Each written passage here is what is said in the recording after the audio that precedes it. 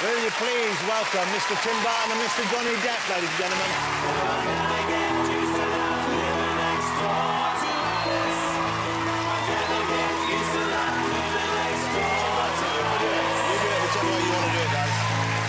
Here we go. Great to have you both here. Thank you so much for joining us. You know...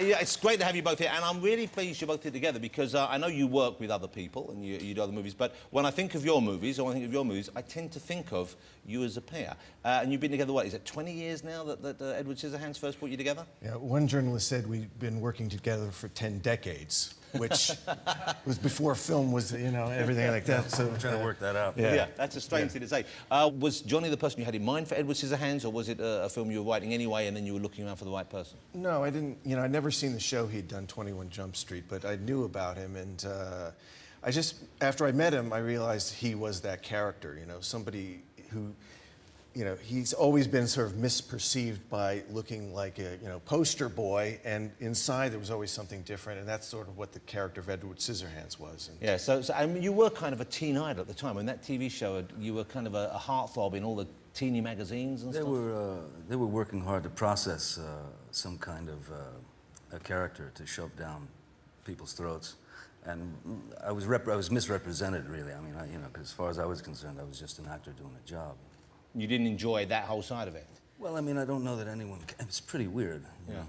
You know, when you go from, like, not being able to pay your rent and then suddenly, you know, all that kind of bizarre hoopla and... So you were deliberately looking to change the direction of your career and change the way people perceived you, I guess? Yeah, I wanted to... I wanted the...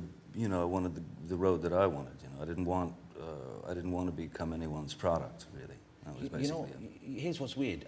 You're talking totally differently to the way I expected you to, because I haven't seen you being yourself for quite a long while, and I'm used to you either speaking like this, like a crazy person, or, oh, what a worst white chocolate. You know, it kind of... You do those voices in the films, and here you're talking like a grown-up man. That's weird, isn't it? Yeah, I expected it's like kind of like normally it's like a Michael Jackson voice. It's kind of it. But I guess we don't see you being interviewed that much, and I guess that's deliberate on your part. Occasionally, I become a grown-up man too. Yeah. But you're not you're kind of a weird person, I imagine, though, aren't you? Because that's what obviously. Because I don't see you playing normal people often. I've been accused of weird. Yeah, I've been accused. But you like being a bit weird, don't you? Well, I mean, I just like to sort of, you know, I prefer to go down the road that I prefer. he's weird. Yeah. And coming from you, that's quite something, because you're no stranger to the weird side of life, are you? Well, I mean, what's weird, you know? I mean... You two are. we got a double helping of weird. But do you go to Johnny first? Because this partnership, it clearly works, and it's clearly something that you both feel comfortable with. But you do, you know, make other films with other people. Do you prefer working with Johnny? Is it your first port of call when you have a part, or are there certain parts where you don't go to him because you don't think it's a good mix? No, I think I always go to him if I feel the part's right and think he'd like it. And, you know, also he's willing to try anything, and he also doesn't like looking at himself.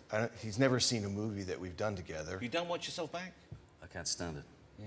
Because you're unattractive, is that it? All right. No, really, what, you just don't like seeing yourself on the screen, or you don't like the performance? What I prefer, I just prefer to walk away with the experience of the process and have, you know, just to have that, and then that's plenty. I don't need to see the product. You should watch them, though, because some of them are pretty good. I might, you know, this one I think I might. I want to see, because this is, it's Tim at his you know, utmost. He's really gone far beyond on this one. And well, it's a remarkable experience. I mean, I've seen this. This is Alice in Wonderland we're talking about now, Alice in Wonderland. And it's not the straightforward telling of the story as we recall it, of course. This is a different angle on it. It's a different period, isn't it? Right. Well, I mean, I've seen there's been 20 versions of it, I guess, and they've all tried to, in some ways, be very literal to the stories, which are absurdist and don't really have a really strong linear.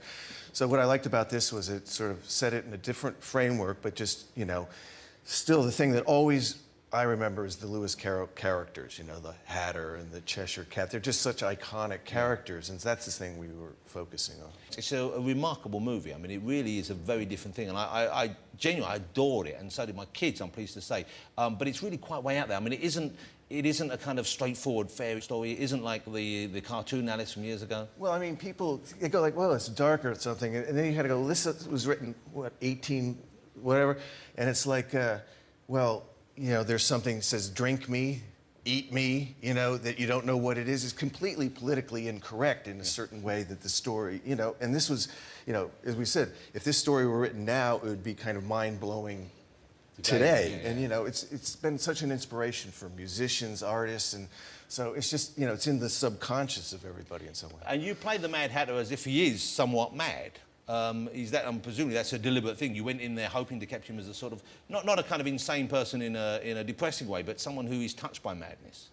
Yeah, someone who's touched by madness, but confused by the madness as well. I mean, I think it's, the idea is that, you know, if you're completely crazy and you're unaware of it, you're home free. If you're completely crazy and you are aware of it, there's got to be some bit of trauma there. There's got to be some bit of damage there. You got to be, you know. So that what we were trying to do is kind of turn him into this, you know, like a human mood ring in a way. You know, that he goes from, you know, severe sort of depression to great levity and then, you know, intense rage. Kind of like people, sometimes bipolar people swing from one extreme to another. That sort of thing, yeah. I think it's one of your, if not your best performance ever. Wow. I think it's incredible. Wow, thank you very much. Yeah. Let's have a look. This is Alice in Wonderland. Well done, gentlemen. You must be thrilled with the way it's turned out now. Well, it's, you know, I just finished it, so, you know, it's like they have to take it from your cold, dead hand, you know. This But you so must have, you've kind of literally just finished it. I mean, it's only the last week or two, Yeah, isn't it? yeah. My hands still smell like chemicals. Yeah. It's got nothing to do with the movie, that's just... how have you seen each other change over this 20-year period? I mean, you've both been through similar experiences in a way. You've both gone through, you were both kind of successful, but you enjoyed bigger success as a result of your time together and as other movies. You've both settled down, you've become family men. So you've been on similar journeys, but have you seen changes in each other that you didn't expect to see? Tim has to fight less for me now to get me into the movie. Yeah, after Charlie, that was the first time the studio studio said, hey, what about, you know, Johnny, this guy, you know? But that's weird, because people now, they think of you as a huge star. But of course, for years, you weren't. You were in these weird, oddball movies, and they weren't necessarily a big opening. I think the definition was box office poison, was what they used to call me. But it's so weird to think back now. And I guess it was Pirates of the Caribbean that turned that around? I think that had something to do with it, yeah. OK. How did they deal with your performance? Because, once again, this is something after the event, you say, sure, that's going to work. But at the time, I bet when you first walked out, oh, hey, what you doing, all that? What you doing? That's not a bad impersonation, I think. But they must have questioned that, I'm sure. They were most definitely upset, yeah. And you had sit-down chats with them about this? Oh, yeah. I mean, sitting in a great big, you know, like a giant conference room, speaking with grown men about, you know, how many gold teeth and how many, you know, dangly bits from your hair. So they wanted a limit on the number of dangly bits in your hair? And... Pretty much. I mean, you know, yeah, it was very strange. But you must have been confident then that you were doing it right. You must have had that belief in... Oh, I did. I mean, I didn't do anything differently. I mean, I made choices for a character that I believed in, and I knew who that guy was, and so I basically just said to them, look at it, you know, this is the guy, and if you don't like him, you're welcome to fire me. Yeah. You know? You can pay me. But, it's kind of a win-win situation for you, really, at that stage.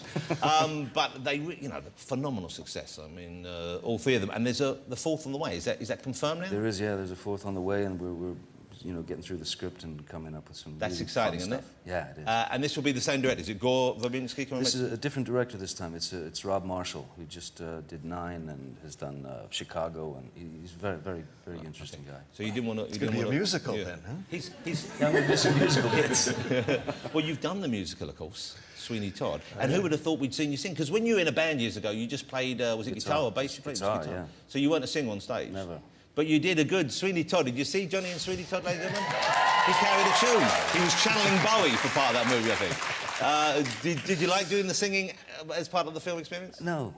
No, I didn't. It made me incredibly uncomfortable. You know, to step up in front of a microphone, for the first time in your life at the age of 40 or whatever, it was like pretty obtuse. And now in the new film, of course, Tim's encouraged you to dance on screen as well. Yes. Yeah, and it's quite some dance. Is that, presumably some of that is computer generated, the dance? No, the futter whacking. Yeah. No, that's the name of the dance, by the way, ladies and gentlemen. Just to know, but you've got to be. When it first occurred, I thought, what's that gonna be? When you say he's gonna fudder whack at the end, I thought, this is gonna be good. Can I watch this with the kids? What's gonna happen? And it's, but it's quite something. Yeah, I'm not allowed to do. The doctor's given me a month to not. I have to stay away from my fudder whack. You coward. The knee, yeah. Oh, it's the knee, Johnny. That's why you can't dance because of the knee. Yeah. Yeah. Tim might be able to show you a little bit, huh? I can't make my head spin around. Keith Richards, of course, appeared in the last of the Caribbean movies with Yep. you. And you're a huge admirer of his. I know you're making a film about him, aren't you? We're doing, it's a thing that we've talked about for a number of years now, that we finally had a moment, the two of us, to get together and do like a first installment, if you will. And so basically all it is exactly what Keith and I have been doing over the years, is sitting around in hotel rooms talking, gabbing, having a drink, and we've documented it. So it's something we're doing together, and we did five days, and it went extremely well. He was just incredible. At the time still, though, even though, I mean, obviously you're comfortable where you are and who you are, but there are times when you're sitting, I'm sitting opposite Keith Richards. Do you still have that feeling? Oh, it happens all the time, yeah.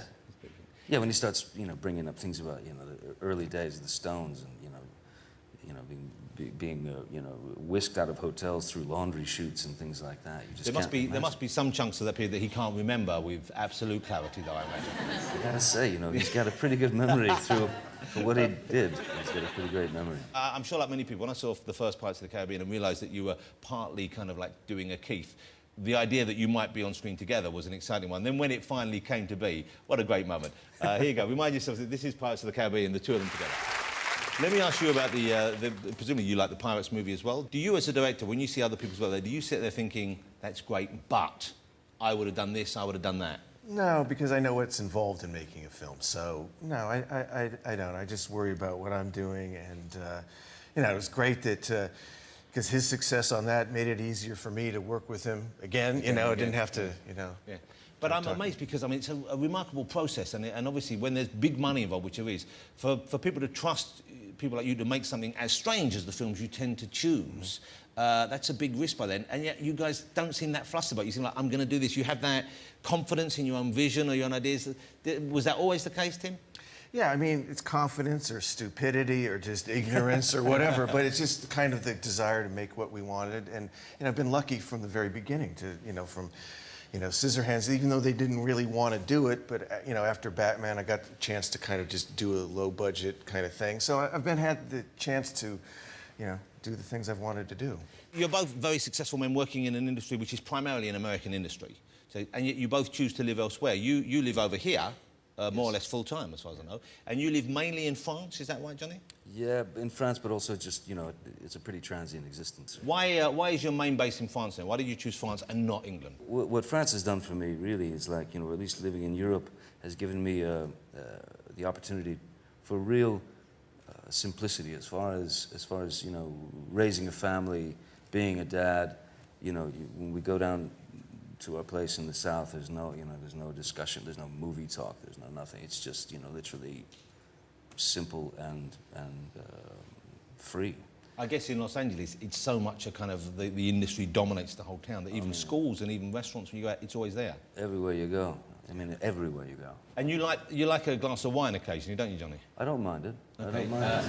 And you have your own vineyard, is that right? I don't. You don't? The French won't allow it. I thought you had a vineyard. They don't want me to have a vineyard. Okay, and this is because you wouldn't be able to grow it? They just want you to keep drinking their stuff? I'd probably never leave. Yeah. Do you guys hang out together or see each other much when you're not working together? I mean, we've talked about your home life. You're here in the UK now. You're living with Helen, as you said, Helen Bonham Carter, and you have 2 children. Yes. Beautiful children. Do you guys sort of go see each other much? Do you hang out? Do you socialise? Do you bond? Do you go drinking, bowling? Do you go fishing? Do you do any shopping? Forgot ice dancing. And ice dancing. Synchronized swimming. Synchronized swimming. Well, yeah, no. I mean, when we work, we see each other all the time. Yeah. Or if we happen to be in the same place or something like that. Do you holiday together ever? I don't even holiday with my own family, so I would certainly be in trouble if I holidayed Well, you with know, him. but it's just a phone call away, Tim. Just phone them up and say, hey, we're thinking of going to Centre Park or somewhere. What are you doing? Sorry, holiday kids, I'm off to the Bahamas with Johnny. No, I'm not saying you should go alone with him and his family and leave yours at home. I'm saying both groups of family book, you'd probably get a better rate and go and stay somewhere together. But I imagine it would be kind of like, not like working, but it would be a continuation of work. If you were away together, you would find yourself talking about those kind of things. Well, we'd probably develop like strange things like, you know, like Martin Landau's Hot Tub. Oh, yeah, things like that. TV shows. We've dreamed up TV shows. Yeah. Okay, Martin Landau, of course, worked with you both in the Ed Wood movie. Yeah. What was the idea for the Hot Dog We'll just TV have show? Like a talk show. You might want to do it, but in a hot tub. Wherever the guest comes in, Guest comes in the hot tub. naked in the hot tub. Yeah. Well, I'm up for it. So when you sit down together, or when you pitch on it to Johnny, do you see pretty much eye to eye? Because it's unusual that a couple who've worked together on so many films are still friendly, are still prepared to work together. I mean, most directors I know, eventually, they hit a wall with their leading actors and vice versa. You're on the same page pretty much all the time? Yeah, I mean, oddly, like, you know, like even when it comes down to, you know, script notes and stuff like that, if we'll sit down to talk about the character or talk about a scene and compare script notes, and there have been times when they've been like identical, you know, or the notes on the page.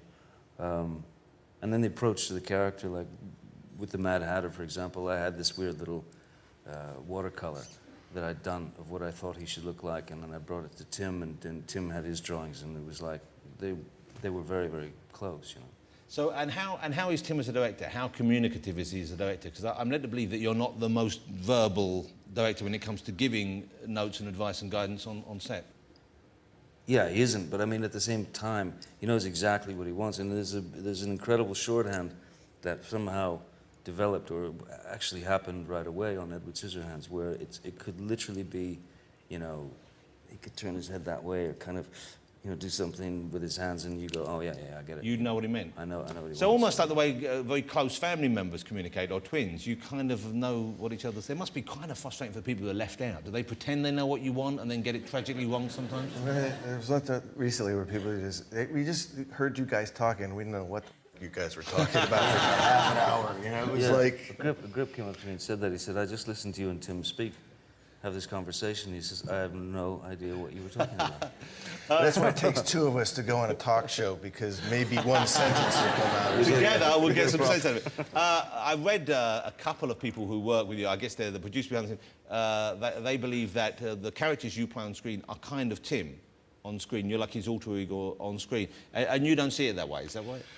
No, I think when you do something, you try to, you know, make it yourself. But the thing is, you know, you just put a little bit of that in there because the actors are the ones doing it. So that's why it's a collaboration. I mean, he's the one that's doing it. So, you know, he's got a lot of him in there. There's maybe some things that I feel in there. And, you know, that's what the artistic collaboration's all about. So. But do you think that you're kind of acting out his personality on screen any of the time?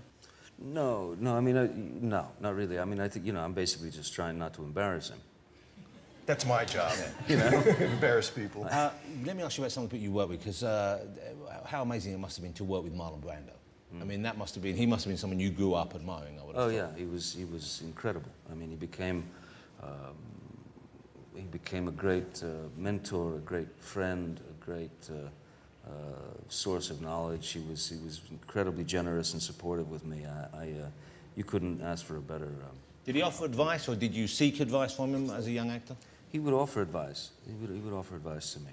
You know, if he saw me do a talk show or something like that. There was one time I did a talk show, and the lady asked me about my kids or something, and I said, "Oh, they're great, you know, my kids." And he called me immediately afterwards and said, "You can't talk about your kids. Don't do it." You know, and he really like laid into me about it. So he had specific ideas of what you should and shouldn't do. Yeah. He just said, "Don't talk about your kids, man. Don't talk about your kids."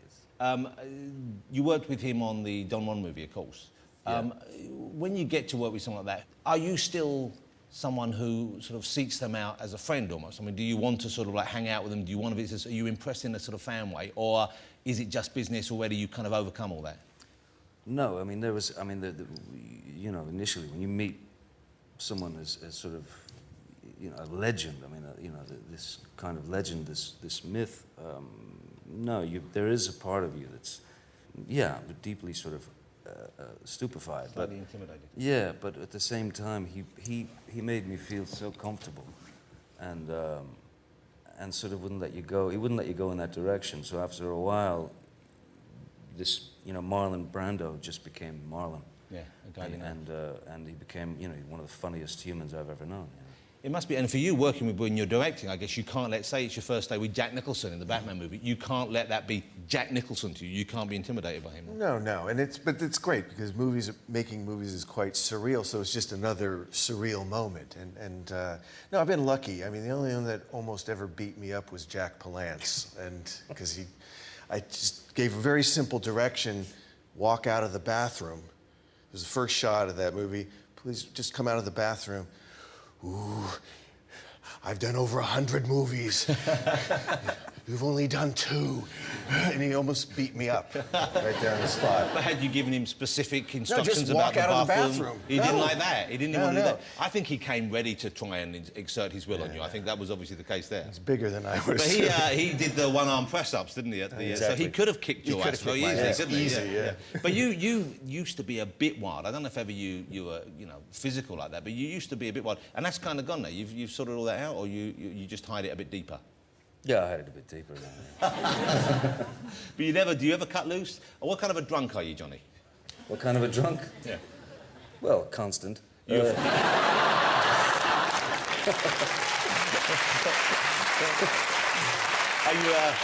you a friendly kind of guy, a drunk, or do you get a little bit confused, or you sleep? What do you do when No, you... it doesn't confuse me. No, it makes me happy. And you're not really that big a drinker, are you? When I'm with him, I am. Yeah. You have to keep up. OK, let me ask you about your next project, because you're working together again soon. I don't know if it's your very next movie. Is it the next project you're doing is together, or you have other stuff in between? No, there's a couple other things I have, and then Tim and I are working on developing this other thing that we. And is it going to be The House of Dark Shadows? Is that right? Yeah, Dark Shadows. Okay. Yeah, which is. Well, now that wasn't that well known over here. No. I don't think, but it was a really weird kind of cult thing in America. Yeah, it was on TV in the afternoon. It was like a supernatural soap opera that the kid we'd all race home to see. It was on black and white, like in the afternoon, and it was just the weirdest vibe of any show I've ever seen. Yeah, a gothic soap opera. Yeah. And so it was kind of like domestic and romantic entanglements, and then there was a vampire involved as well. Is that right?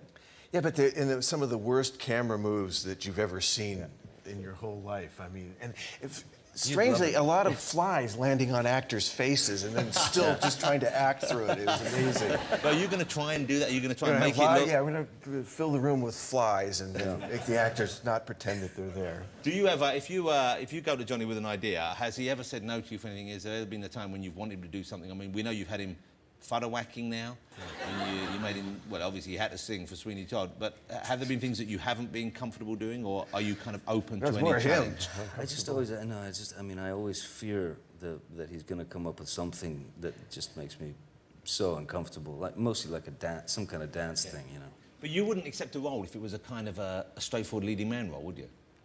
Well, it depends, I suppose. I mean, it depends on the character, I mean, if there's something underneath that might be interesting, or maybe there's a different way to attack it or something like that. So if there was, well, I guess something for you to get your teeth in, but you wouldn't do what we consider a romantic comedy necessarily, or would you? Oh no, I couldn't do that. No. Jesus. I really couldn't.